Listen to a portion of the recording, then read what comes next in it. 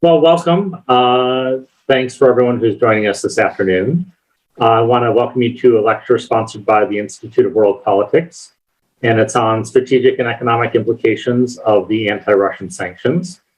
For those of you who are new to the IWP experience, IWP is a graduate school of national security, intelligence, and international affairs. We offer a doctoral program, 7 master's degree programs, including 2 online, and 18 certificate for graduate study. If you're interested in learning a little bit more about IWP, please visit us at our website, iwp.edu. And if you want to support IWP, you can do that at and our work here at the Institute. You can do that at iwp.edu/donate. Today, it's my pleasure to tell you that we're going to be hearing from Mr. Gary Brode. He's going to be delivering a lecture entitled The Strategic and Economic Implications of Anti-Russian Sanctions. And Mr. Brode has spent 3 decades in the financial sector, especially in the hedge fund business. Most recently, he was managing partner and senior portfolio manager for Silver Arrow Investments Management. Sorry about that. And they concentrated on long-only hedge funds with options-based hedging. And in 2020, he launched Deep Knowledge Investing, a research firm that works with portfolio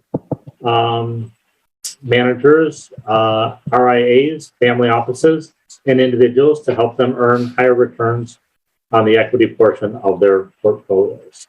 So it's a pleasure. Again, Mr. Brode has a lot of real-world experience to offer. And over to you, Mr. Brode. Terrific. Thank you so much for having me. And before we get started, do you mind if I just take a minute to compliment you and the staff there? I think what you guys are doing at IWP is fantastic. But what I would really love to do is tell you about an experience I had last year. I was invited to be a guest lecturer at a fantastic university and to speak to the finance program there. And before I appeared on the Zoom chat, I was sent basically a form that the university wanted me to sign that basically where I would promise never to say anything that would upset anybody at the university. And I, of course, responded that I'd be happy to sign that if the president of the university would sign a similar form saying no one at his university would ever say anything that I found upsetting. Now, when I sat down with the students to talk, I gave them the appropriate trigger warning. It was 2021. We have invested successfully based on war, natural disasters, failed US policy, bad policies. We've invested based on tragedies.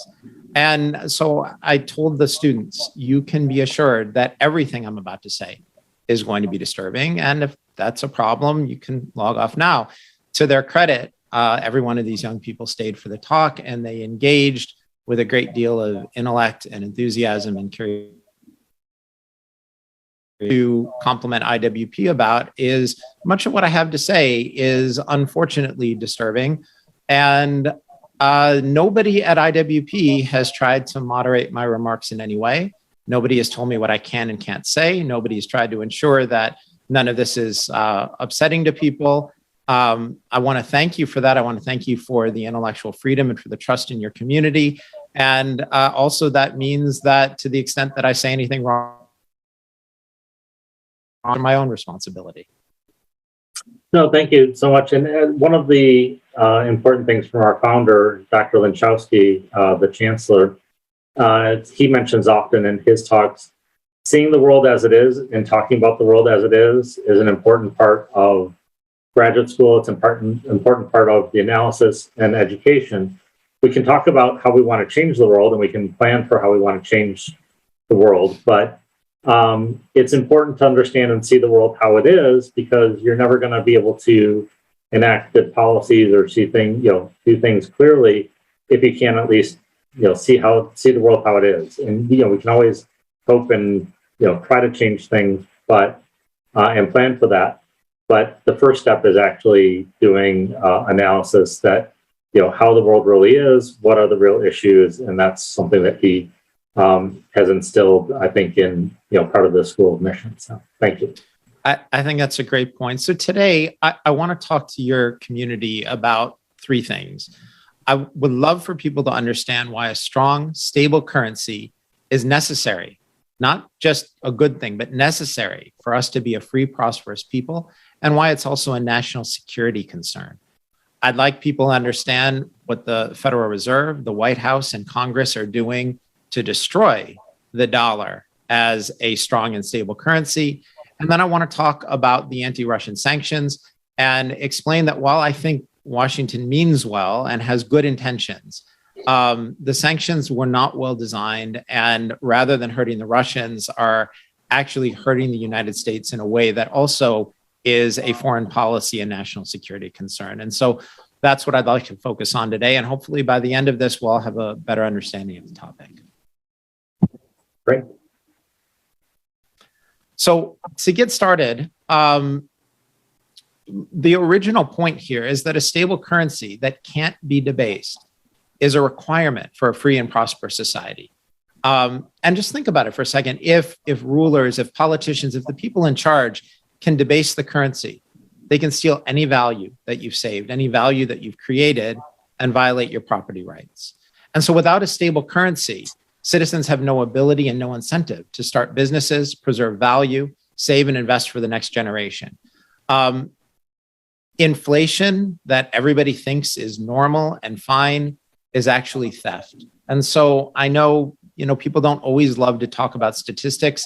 So of course, I'm going to start with that and probably lose half the audience right away. But people tend to have a work life of about 40 years or so. So the US Federal Reserve has a 2% inflation target. I'd like all of you to know that if we have 2% inflation for 40 years, you will lose 55% of your purchasing value during your working life. The money that you save when you start working, you're going to lose more than half of that value. Now, currently, the US Department of Labor Statistics says our inflation rate is about 8.5%. We think that number is inaccurate, which is my polite way of saying it's a lie. We think the real number is double that, but let's just say that they're right, 8.5%. Over 40 years, people will lose 96% of their purchasing power. So the way the system is designed with fiat currency, and fiat simply means government-controlled currency, not backed by anything. What's our currency backed by? You know the answer, Dr. Glancy. It's the full faith. And credit, right? Faith. So, for those of you who have faith in the US government, fantastic. Your dollars are, I suppose, secure. But for those of us who are seeing inflation at 8.5%, or in our case, we think much higher, you're going to lose 96% of your value in your working life, and that is theft. There's an author that I like, and I apologize in advance. I'm going to mispronounce his name. It's Saifedean Ammous, and he recently wrote a book called The Bitcoin Standard. And what he wrote is very important. He wrote, money is the information and measurement system of any economy, and sound money is what allows trade, investment, and entrepreneurship to proceed on a solid basis, whereas unsound money throws these processes into disarray. Sound money is also an essential element of a free society, as it provides for an effective bulwark against despotic government. So this is what we're talking about. A government that can, without force, take your property rights can be despotic. And this is how governments can wage war. It's how they can take value from their citizens. Part of being a free and prosperous people is sound money. And our money used to be backed by gold. It's now backed by, as you know, faith and credit. And in my opinion, that's not good enough. Since the United States replaced the gold-backed dollar with the petrodollar, which is what happened in the early 1970s, the United States has hollowed out its manufacturing base, and we've made the decision to import cheap foreign goods rather than produce them here. And because the rest of the world needs dollars to buy oil, the primary export of the United States is actually dollars. That's what we make now. We make dollars, we export them. And Dr. Glancy, you know the answer to this. How many countries in the world need oil? It's a strategic good, so all of them do. That's right. every single one of them. And so every country in the world needs to buy dollars. That's what we're exporting. So what I'd like people to understand here is that the strength of the dollar and its use as the international reserve currency, this is a national security issue. World leadership and the ability to influence other countries without applying military force tends to belong to countries with the greatest economic strength. And a strong military tends to be a function of a strong economy rather than the other way around, right? Countries with strong economies have great military strength, but having a very strong military doesn't mean that you can produce goods and services that the rest of the world will want to buy. And I can give you three fantastic examples of this. And I know your students who have fantastic grounding in economic history will know this, but for everyone else, let's think about the Roman Empire. It didn't fall because Rome lacked strong, brave soldiers. It fell because of overspending financed by currency debasement. And they just printed more currency. And the Roman version of that was reducing the amount of gold and silver in their coins until eventually nobody wanted to hold them anymore. Let's go back to World War II. The United States and its allies were victorious in World War II, not because Germany and Japan and Italy didn't have brave, disciplined soldiers. The Japanese were prepared to fight to the absolute last man.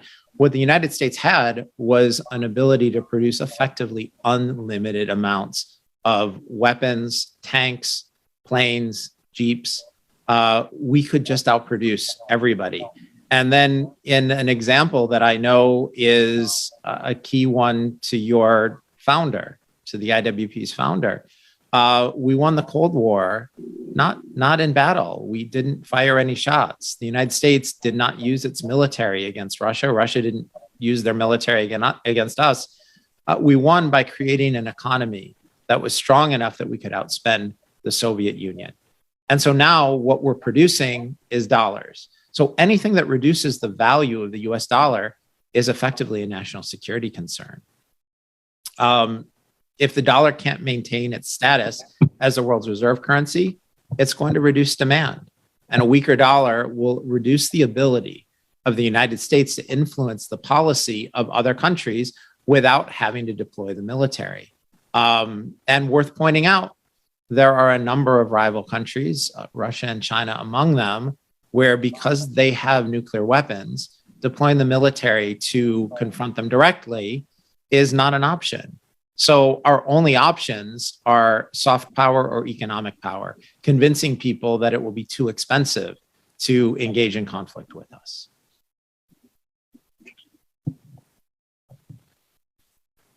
So let's move on and talk about how the current US monetary policy is already contributing to the erosion of the credibility of the dollar. If we go back through history, the two big events here are the creation of the Federal Reserve just over 100 years ago, and the United States coming off of the gold standard in the early 1970s.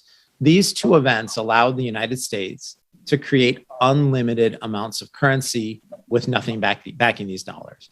And so one of the key reasons why gold is so effective as money is because it can't be created through other means, right? We can't just go out and create gold.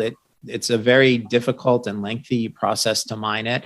And I think the current gold production is something in the neighborhood of 1.5 or 2% of the existing stock.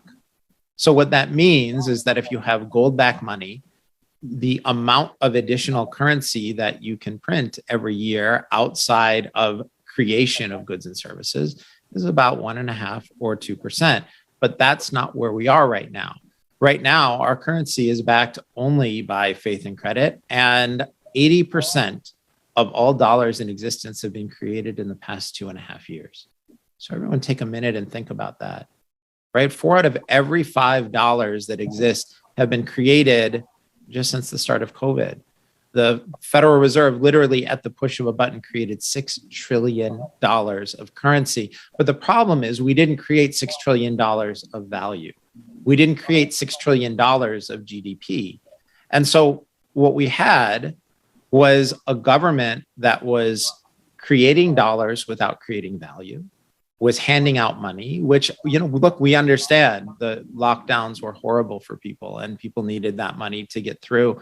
We're not insensitive to that. But the problem is we had an increase in the amount of currency at the same time that we had people that not only were disincentivized from working, but were told you can't work, you can't go to work. And so inflation gets defined as more money chasing fewer goods. And that's where we were. And so that's what we're talking about when we talk about debasement of the currency. Just like the ancient Roman emperors debased their currency by putting less gold and less silver in their coins, the United States has debased its currency supply by printing more dollars at the same time that we prevented people from working and creating value. And so let's talk for a minute about the implications of that. So, Dr. Glancy, when you talk to your students about the federal debt, what kind of numbers do you use when you talk to them? Usually the official numbers. So I think it's gone up to what is it, in the 20 to 30 trillion dollars or so? Yeah, that's exactly right. And those are the numbers people talk about. This is the on-balance sheet debt. When people refer to the debt of the US government, it's a little over $30 trillion, just like Dr. Glancy said. And this is the official number that people talk about. And so you think, okay, well, we have an economy of about that level. Interest rates are low. We can afford this.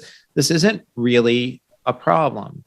And that's how people think about it. And what I would suggest is that the conventional thinking on this issue is not only wrong, but dangerously wrong. And I'll be happy to explain.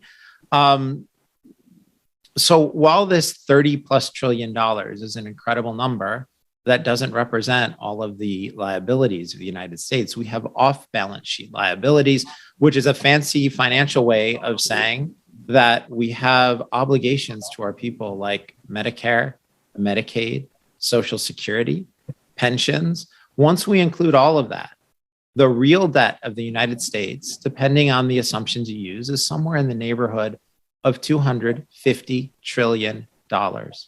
That is $250 billion, right? And so what I will suggest to all of you is what can't be paid won't be paid. So as a simple way of explaining this, because sometimes the numbers get overwhelming for people, Dr. Glancy, let's imagine for a minute that you and I make a bet together on the Washington Senators game, right? The next one. And so you being from Washington, you're going to bet they'll win. I'll bet they'll lose. And let's say we bet $1 billion, $1 billion. And we get attorneys involved and everything is notarized and the senators win their game. And I acknowledge you've won the bet and I've lost the bet. So my question for you, Dr. Glancy, are you now a billionaire? Nope. That's right. Because I don't have $1 billion. Right? If you want to make that bet with Elon Musk, you'd be a billionaire. But in the case of me, I don't have $1 billion. So we could everybody on this call could agree, Dr. Glancy's won the bet. We could all agree the contract specifies that I owe him $1 billion, but what can't be paid won't be paid. And so there are really two things that the United States government can do, because I think everybody listening to this, I think we can all agree that nobody's going to be able to pay $250 billion. It's just not, that there isn't that much money in the world. There's not that much economic value in the world. So one of two things will happen. We'll either go the route of Argentina and Greece and we'll default. And we'll simply wipe out the value of our debt. We'll wipe out our faith and credit and say to people, I'm sorry, we're not going to pay you because we can't pay you. Now, I don't think that's likely to happen, but that's one possibility. The second possibility is a stealth default. And so what a stealth default looks like is the United States government engineers so much inflation that we pay our bills, but they're not worth anything. And so imagine a situation where you're on Social Security and maybe your monthly check, I'm making this number up, is $3,000. And right now, $3,000 could buy you a decent standard of living. Maybe not great, maybe not extravagant, but you can house and feed yourself. And that's what you'd have. But now imagine that the government engineers so much inflation that we say, okay, here, retiree, here's your Social Security payment. We're paying you the $3,000 we owe you. And that $3,000 will buy a loaf of bread and a pack of gum and nothing else. Right? So you can see how this is a huge problem. And basically what's going to happen is we will either default or there will be a stealth default engineered by inflation. And so if we look at what's happening in Washington, I would suggest to you that for some of the people who are financially literate and understand this, the current inflation rate and the gigantic amount of currency printing that's causing this inflation is for them not a bug, it's a feature. It's something that they need in order to have us not default. And so we've seen all of this before. And if you don't mind, I want to quote Seyfedon Amos again from the Bitcoin Standard. And what he wrote in that is referring to ancient Roman times, because we do think history matters in terms of understanding this. He wrote, as inflationism intensified in the 3rd and 4th centuries, with it came the misguided attempts of the emperors to hide their inflation by placing price controls on basic goods. Hey, wait, everyone, we've just heard the White House talking about placing price controls on energy, basic goods. As market forces sought to adjust prices upward in response to the debasement of the currency, that's what I'm talking about, price ceilings prevented these price adjustments, making it unprofitable for producers to engage in production. Economic production would come to a standstill until a new edict allowed for the liberalization of prices upward. So what he's saying is that we can print currency and we can tell people you can't raise prices, and that doesn't work. It's not effective. It sounds good. It sounds great to get in front of a TV camera and say, don't worry, we're going to send everybody checks and we're going to ensure that nobody can raise prices on you. But all that happens is people stop producing and the whole economy grinds to a halt, or you have a black market economy where people deal surreptitiously and illegally, and the legitimate economy comes to a halt until these things are adjusted. So Amos further wrote, it should be of interest to modern Keynesian economists, as well as to the present generation of investors, that though the emperors of Rome frantically tried to manage their economies, they only succeeded in making matters worse. Price and wage controls and legal tender laws were passed, but it was like trying to hold back the tides. Rioting, corruption, lawlessness, and a mindless mania for speculation and gambling engulfed the empire like a plague. So I'll ask you, does that sound familiar to any of you? Have we seen any or all of that in recent years? Have we seen any or all of that this year? And by the way, we're already seeing this in places like Peru, Egypt, Sri Lanka, where there are riots over food. The ability of countries to supply their people with, or for people to supply themselves with the basic necessities of life is already waning in parts of the world. And when that happens, there is rioting and lawlessness and a mindless mania. So these are the things that concern us. And we think we're already starting to see these effects. And if we don't find a better course, we may be seeing more of that in the United States. Pardon me. So, Dr. Clancy, any questions so far, or should we move on to talking about the Russian sanctions? No, I think interesting views there and assessments. I think the folks probably interested in looking at the Russian sanctions. I know some have been effective, some have not, and interested in your perspective on that and what makes them effective and which aren't working, and having your thoughts on that. I think our audience would like that. Great. Okay. So first, I will tell you that deep knowledge investing does not have political opinions. Of course, members of our board of advisors do, but the firm will only take two political opinions. We are in favor of free markets and free people. As a result, we believe that Russia should leave Ukraine and that Ukrainians should be free to chart their own course, for better or worse, that they should have peace and self-determination. If we had our way, Russia would leave immediately. So for anyone who's wondering what we think Ukraine should be free. Beyond that, we are not accusing anybody in Washington of bad faith or bad intentions.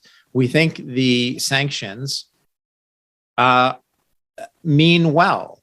And so let's talk about the first of those sanctions and why we think Washington's good intentions are actually dangerous and creating a national security issue. The first thing we did, the United States by we, is freezing the Russian dollar reserves. And so for people who aren't familiar with this, Russia held some of their wealth in foreign banks in the form of US dollars. And the reason they would do that is, one, as a store of value, but two, they use it to pay their bills, because countries have to exchange money when goods and services get exchanged. And so many countries will hold gold or US dollars or other currencies in foreign banks. And so if you look at it from the point of view of the US government, we said, wait a minute, the Russians are using this money to finance their war against Ukraine. Why don't we just cut off their flow of dollars, not allow them access to this money, and that will impair their ability to wage war? And if you think about it, that makes sense to a certain extent. And you can see why we're not accusing anybody in the government here of bad faith. But the problem with that is what we effectively did is communicated to the rest of the world that your dollar reserves are only useful to the extent that you stay in the good graces of Washington, D.C. And the problem with that is that Washington, D.C. changes hands every 4 to 8 years. And so it's very hard for other countries to be consistently in the good graces of Washington, D.C. Now, if we go back to the earlier part of this talk, I hope I was able to convince some of you that the strength of the dollar and the dollar's status as the world's reserve currency, which allows us to export dollars instead of goods and services, why this is so important for our security. And so by communicating to the rest of the world that their foreign reserves in dollars are no longer useful unless they stay in the good graces of Washington, that destroys the value of the dollar as the world's reserve currency. Dr. Glancy, can I ask you, the video looks frozen on my end. Do we still have a good connection here?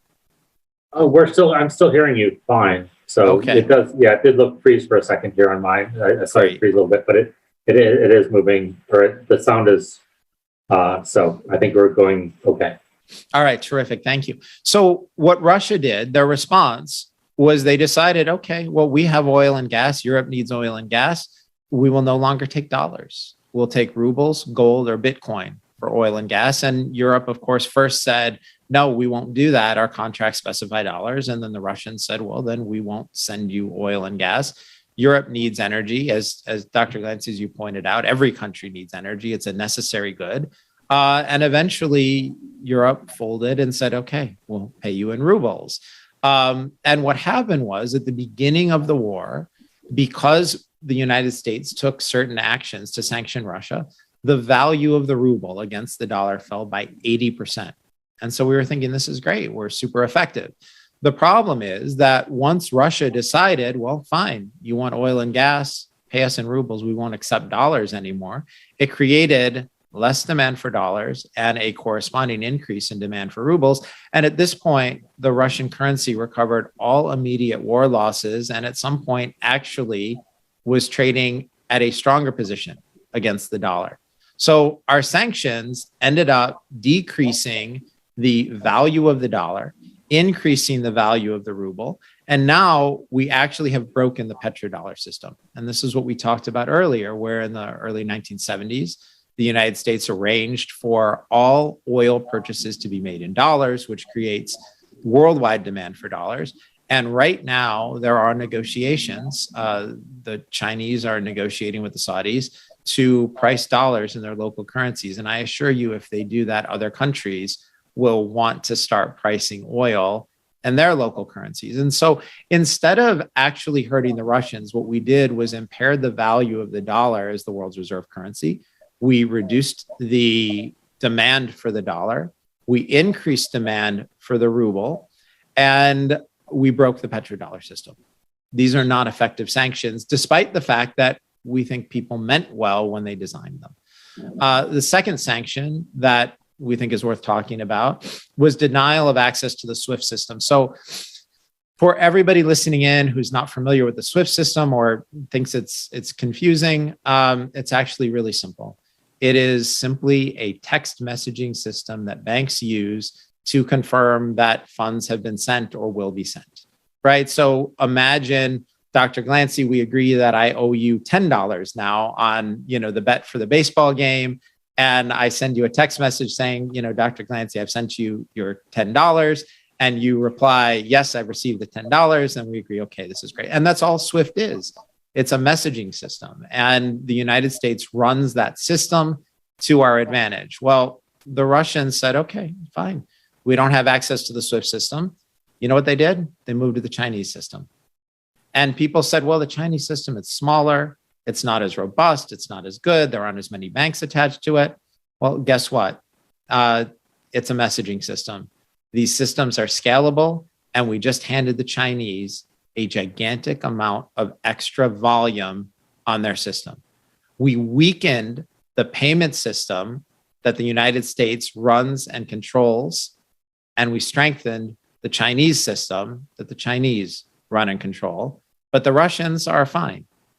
The third thing we did, we tried to crash their credit card system. So, Visa and MasterCard and American Express said, hey, guess what? Your systems aren't going to work. Apple Pay said your systems aren't going to work. And do any of you remember early on how much fun and exciting it was to see that when Apple turned off the Apple Pay systems? Do you remember seeing the lines in the Russian subway system, right? They got all jammed up. Nobody could pay for their subway rides. And we looked at that and we said, we got you.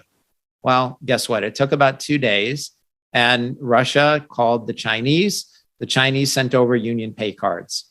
So now Russian consumers, they had a few days of inconvenience when it took a long time to get onto the subway. But now, instead of making their purchases on Visa and MasterCard and American Express, which again, are systems run and controlled by US-based companies, where we have some sort of oversight and where our companies are taking those profits, we just handed that business to the Chinese. And so some of the people listening will be saying, wait a minute, but we shouldn't be doing business with the Russians. The Russians are bad people. They shouldn't be invading Ukraine. Okay, all great points. Again, we want Russia out of Ukraine too. But the problem is that these sanctions haven't damaged Russia. They haven't hurt Russia. What they've done is they've weakened the dollar. They've weakened our strength. And what we've done is, instead of hurting the Russians, we've weakened ourselves to the benefit of Chinese systems. And that's what concerns us. Our issue is not that the sanctions aren't well-meaning, it's that they're poorly designed and are reducing the value of the dollar and handing strength and transaction volume to the Chinese. Over the weekend, it was announced that we will not be buying Russian gold. Dr. Glancy, another quiz for you. Do you know what Russian gold is? I just think there's just probably gold. I don't know that there's, gold that Russia owns, but yeah, right. There isn't Russian gold. So here's what's happening. The United States has designed these ineffective sanctions against Russia, and we've been joined by our European allies in NATO. And good for them. They're good allies, and like our government, they're trying to act well and in good faith and to try to protect the people of Ukraine. Again, we think these people mean well, but there are approximately 150 countries in the world, some with incredibly large economies like Brazil, India, and China, that haven't joined us in these sanctions. So here's what's going to happen. Fine, we won't buy Russian gold. Well, the Indians will buy Russian gold, the Chinese will buy Russian gold, the Brazilians will, at which point the gold can be melted, repoured, and somebody puts another stamp on it. It's no longer Russian gold. Congratulations. It is just gold. And so what we have here is just more ineffective grandstanding. There isn't Russian gold. There's just gold. And there's the sense in the Western media that the whole world is aligned against Russia. And it would be great if everybody took the same stand that we did, because again, we want Ukraine to be free and independent, but 150 countries haven't joined us. The world has not aligned itself against Russia. The world is trying to get on with business as usual. And whether that's right or wrong is for their people to decide. But none of this is hurting the Russians. It is making us look weak, inconsistent, unreliable.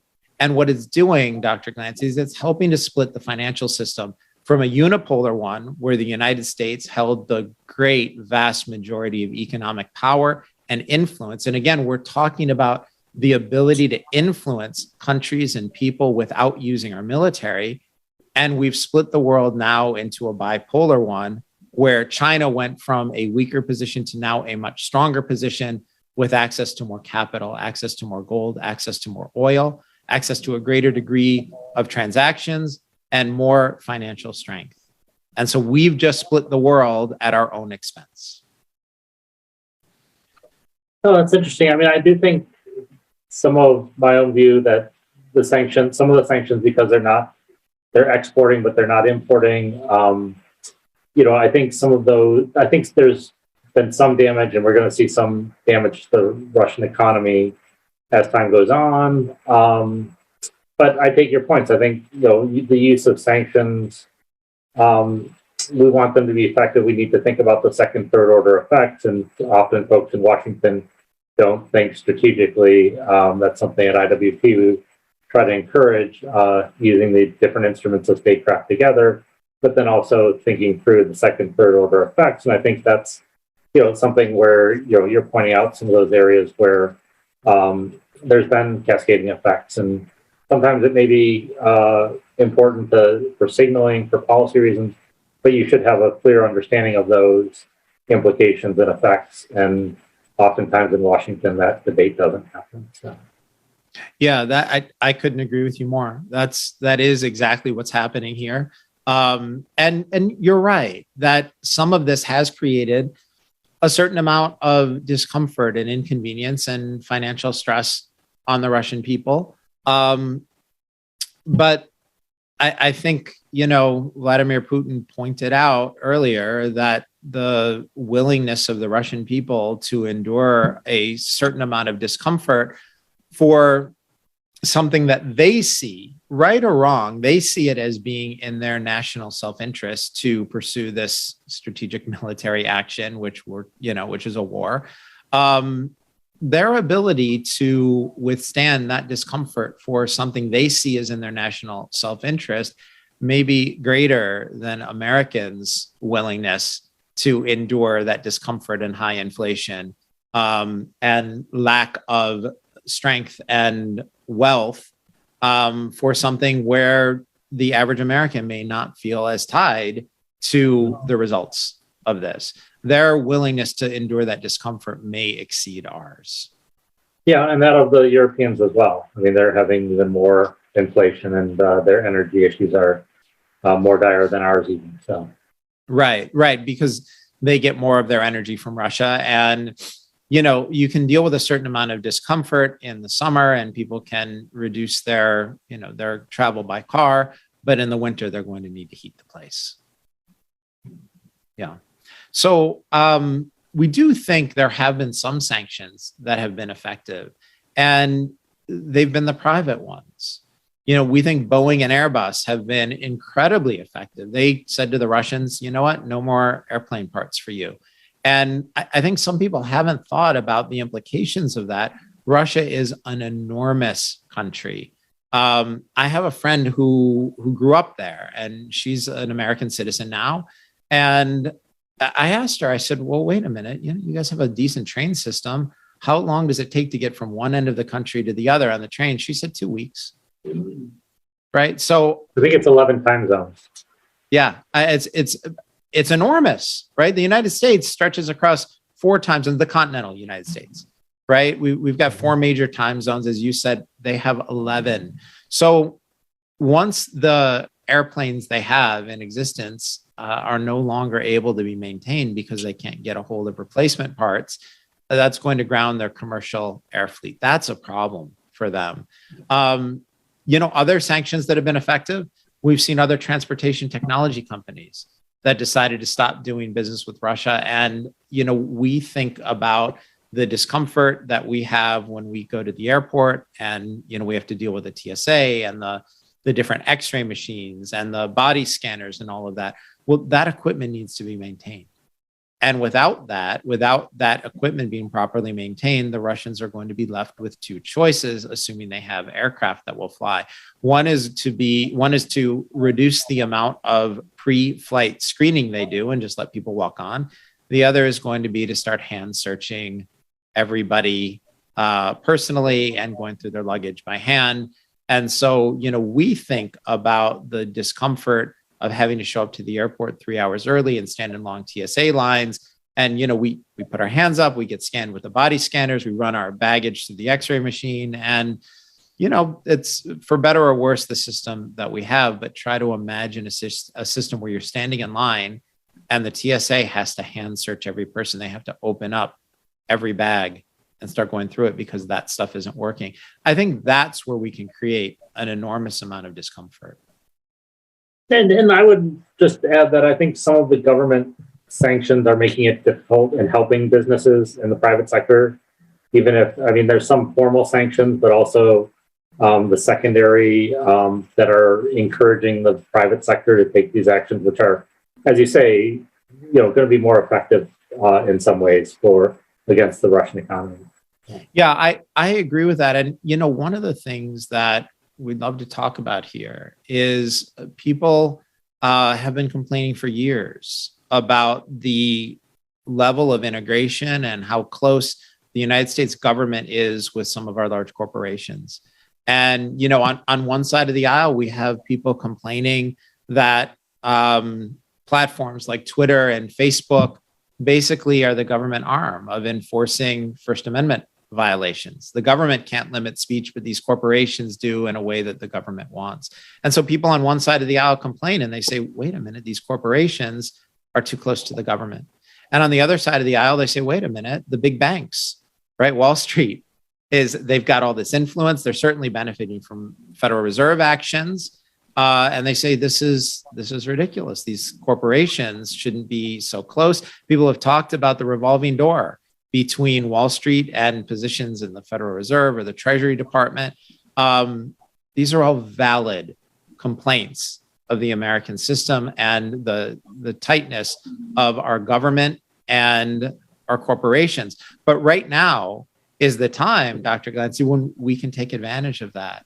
Right now is the time for the US government to take advantage of its close relationships with its corporations and work with them to find ways to effectively sanction the Russians in ways that deny them goods and services that they want and they need, but don't necessarily impact the value of the US dollar and don't hurt the value of the dollar as the world's reserve currency. This is where we should be leaning on those relationships. Yeah, it's an interesting, a lot of, the government contractors and government, carrying out even for the military and other aspects of the government relies on the private sector. And we actually have a course at IWP on public-private partnerships and, some of the challenges, some of the problems, but some ways that they're effective and then how can they be more effective, I think. That's certainly an area as well where understanding what's going on and how we can actually be more effective is important. And I think, there's a lot of, one of the reasons we don't do well with kind of the economic statecraft is we have these views about sort of the private sector is the private sector, the government's the government, never should the two cross. And I think in some areas that's a good policy, but for international strategy and international things like sanctions, you have to understand that. You have to have people in government who understand the implications of the sanctions and how private sector will be, they're the ones who are often impacted and how they can either be, helpful or, how those sanctions, countries may be able to get around those sanctions. So. Yeah, that's exactly right. And our point all along has been we need effective sanctions. And frequently that's not going to come with the big headline grabbing actions the US government has taken. It's going to be with the government partnering with corporations and saying, hey, help us out here. And I think what we've seen is that US corporations have been very much in favor of this. They've supported that effort, and at times at great expense for them. And so they are civic minded in this way. And this is the time to lean on those relationships. So what I'd love to do now is sum up by talking for a few minutes about how the combination of policies that we've been talking about, the overprinting of the currency, the debasement of our currency, the sanctions that have reduced the value of the dollar as the world's reserve currency, we want to talk about how these policies are creating harm to US national security. Because while I'm focused on the stock markets, and while we're very effective in helping people get better returns, IWP, you're focused on statecraft and national security. And so let's talk about why these things matter. And so first of all, just our original point is that a weak dollar caused by inflation and currency debasement, that ensures we won't have a functioning economy or society. And we need that. We need that to project strength. And we need that in the event that we do need to deploy the military. Somebody has to pay for that. And that's how it's going to happen. And in our view, one great example of this is Argentina. I travel a lot. And a few months ago, I was in Peru. I was in Arequipa, which is a charming city. And I was having dinner somewhere. And the person next to me was a doctor from Buenos Aires. And he and I struck up a conversation.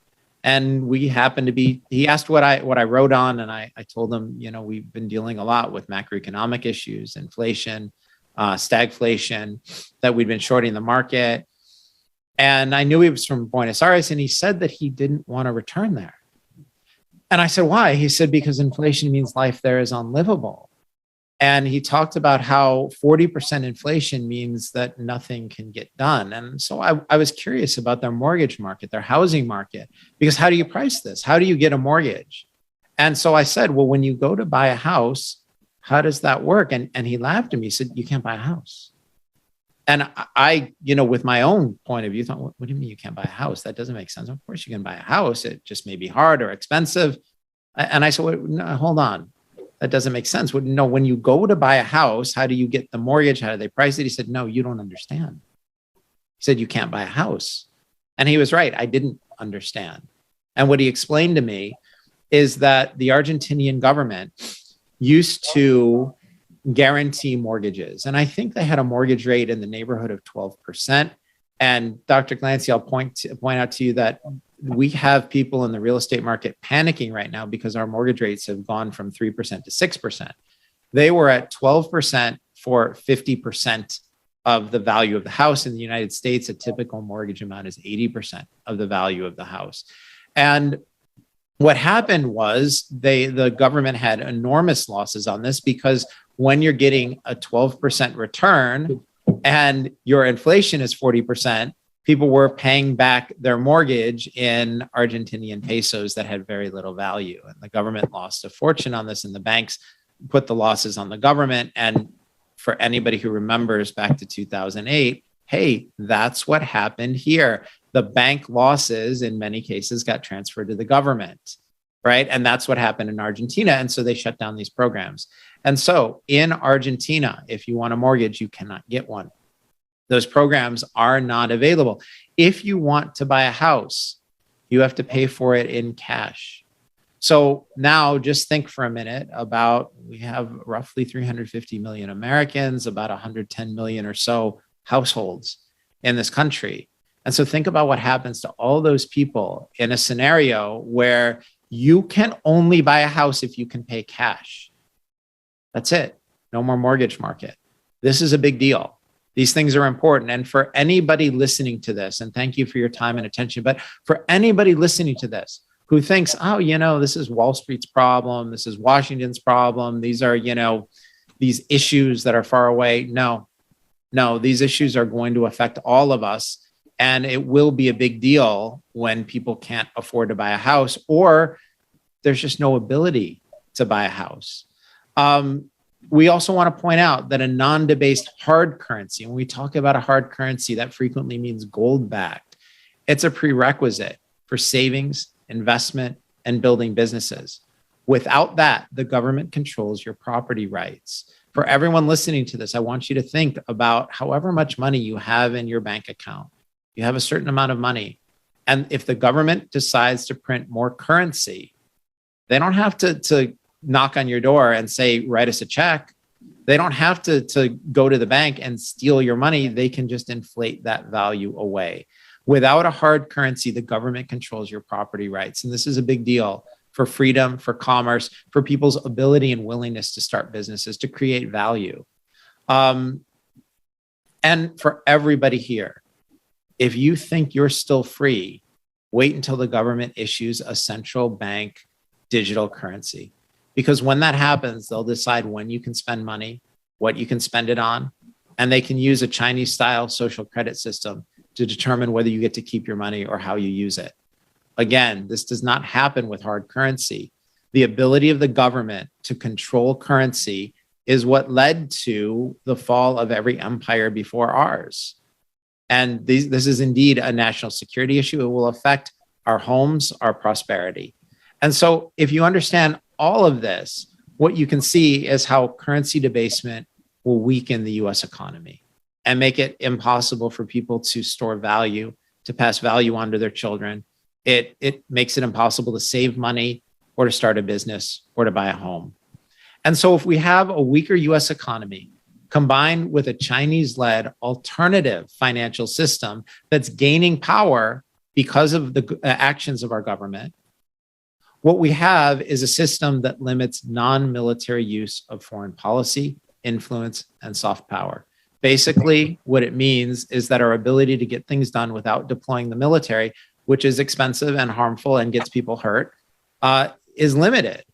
And if anybody wants to see how much all of this really matters, please imagine what happens when China decides to invade Taiwan. The Chinese have made it clear it's not an if. What they term as reunification is going to happen. And so my question is, what do we do then? Because we can't bring the full might of the US military to bear against a nuclear power that can retaliate. So that option is not on the table.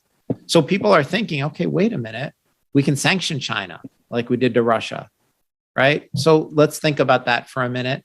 And we can sum this up into really simple situations. If we try to sanction China, at that point, China will control Taiwan Semiconductor, which is the best chip manufacturer on the planet. Intel is a marvelous company, but Taiwan Semi, it does a better job in terms of actual manufacturing. Intel is phenomenal at design and good at production, but Taiwan Semi is the best manufacturing company in the world. China will control it. There's no question about that. And so I'm going to ask you, Dr. Glancy, I know you have a substantial number of very high-level military people who are listening to this call and who are closely tied to IWP.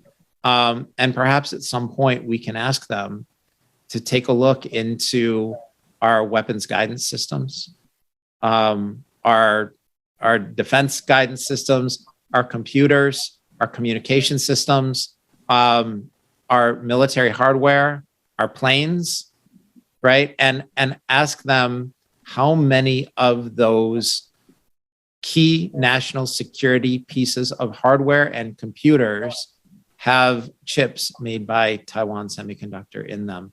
Because at some point, the US military is going to either need chips that are made locally, or we're going to be depending on the Chinese to send us the chips we need to keep our military functional. If I were in charge in Washington, and again, I've told you, we're in favor of free markets. I'm not in favor of the government being involved in the economy, but this is a national security issue. If I were in charge in Washington, I would be on the phone with Taiwan Semiconductor right now.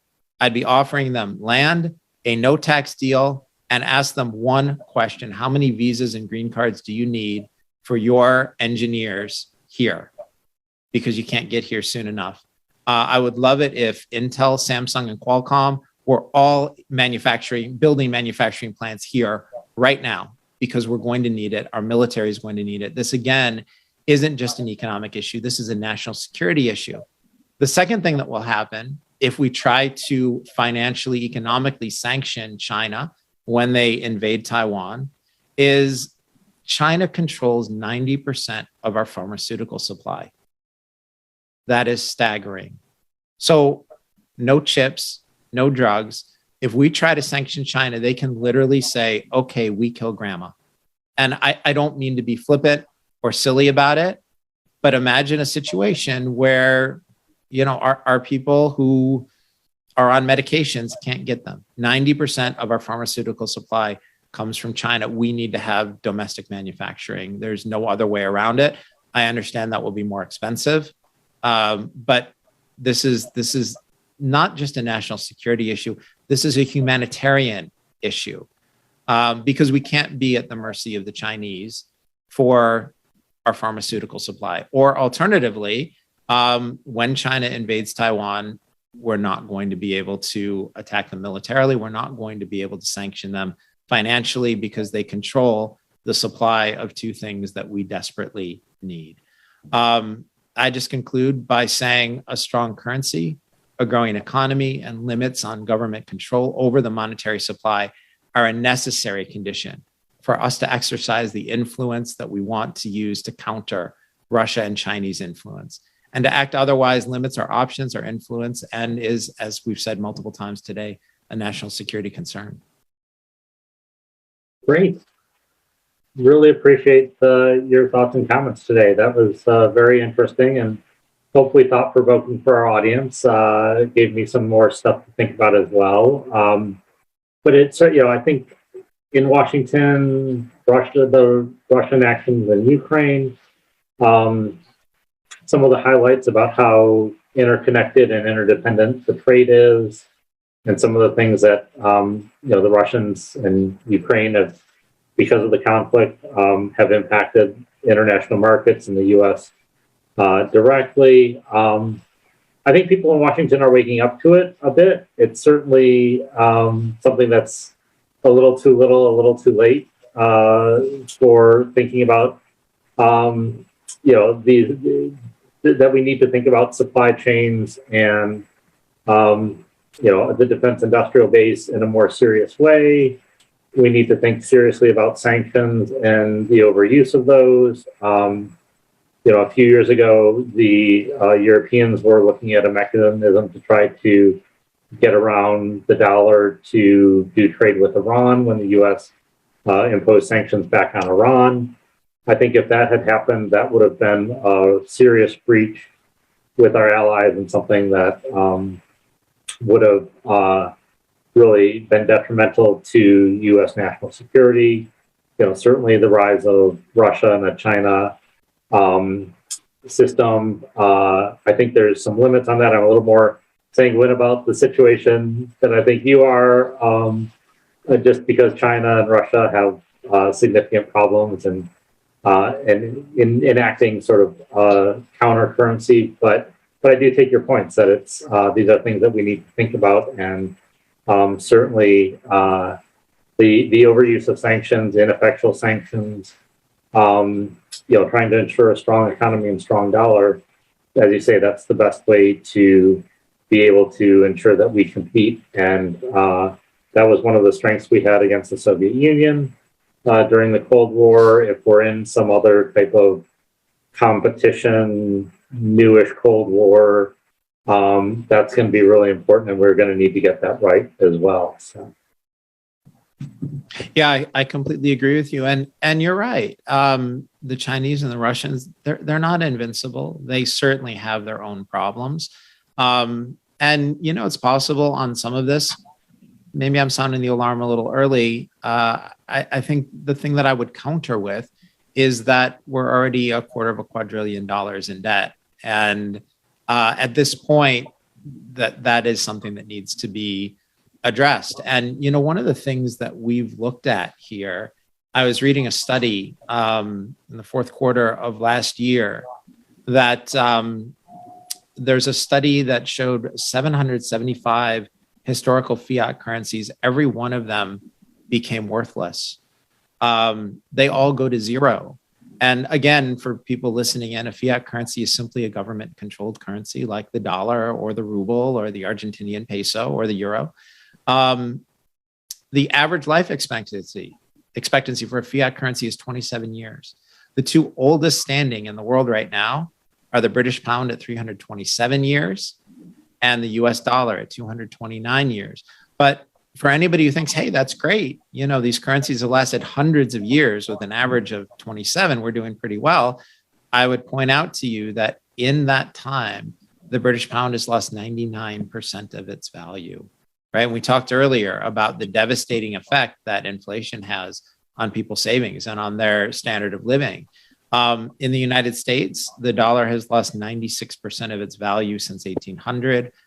We believe the real inflation rate right now is in the mid-teens, more like 15, 16%, as opposed to the 8.5% that the US Bureau of Labor Statistics says it is.